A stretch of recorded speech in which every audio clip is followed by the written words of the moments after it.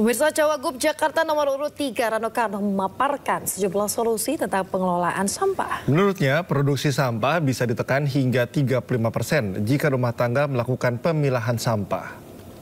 Sebetulnya restribusi sampah ini tidak dibutuhkan jika tata kelola sampah sudah benar dan efisien. Karena itulah keluarlah peraturan ini. Kemudian pemilahan dulu sampah itu harus berangkat dari rumah tangga. Masalah sampah bisa selesai sampai 35% jika bisa dipilah dari rumah tangga. Bank sampah di Nagara Banju, orang yang bisa memilah sampah plastik justru diberi uang. Kemasan plastik menjadi deposit. Sistem pengaturan sampah sesuai jenis sampai hilir, sampai sampah terkelompokkan. Kemudian pengolahan sampah modern, RDV, refuse, di-refuel, sampah diolah menjadi bahan bakar. Kemudian sampah bisa menjadi energi, menjadi PLTA sampah. Kemudian bisa dijadikan sampah produk yang bernilai.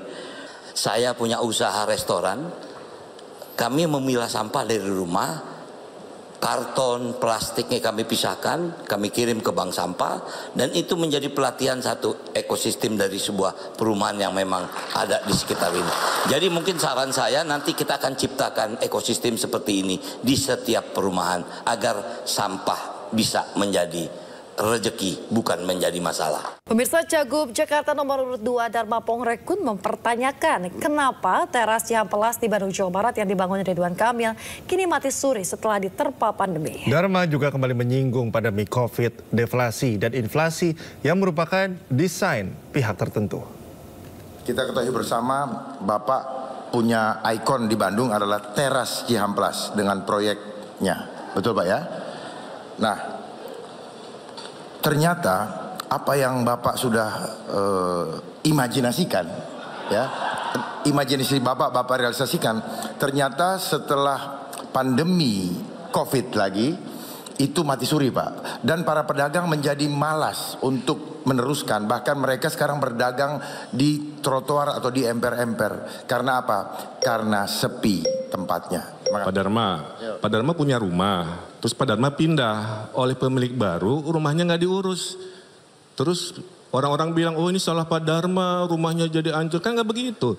Karena pengganti saya tidak melanjutkan, tidak mempromosikan, sehingga terjadilah apa yang tadi disebutkan.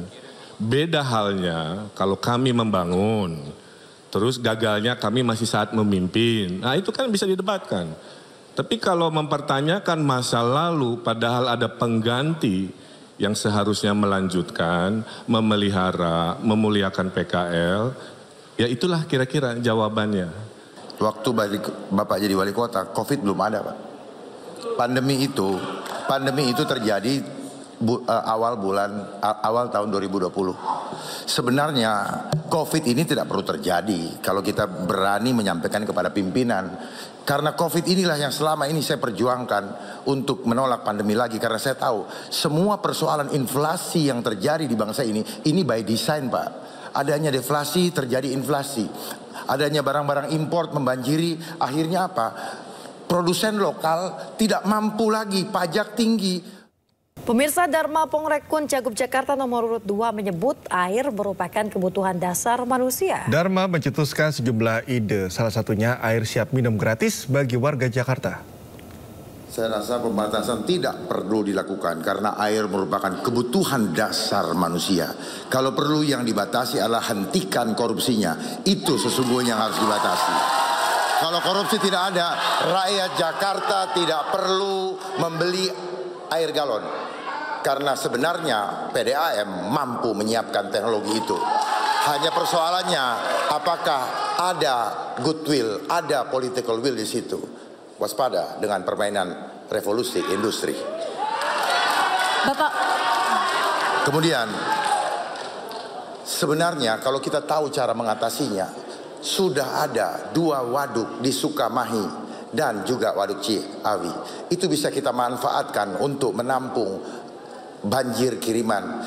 Mulai sekarang saya mengajak, mari kita tidak menganggap banjir itu musibah, tapi mari kita menganggap banjir itu adalah rezeki dari Tuhan, sehingga sikap alam terhadap kita kepada alam akan menentukan hasil.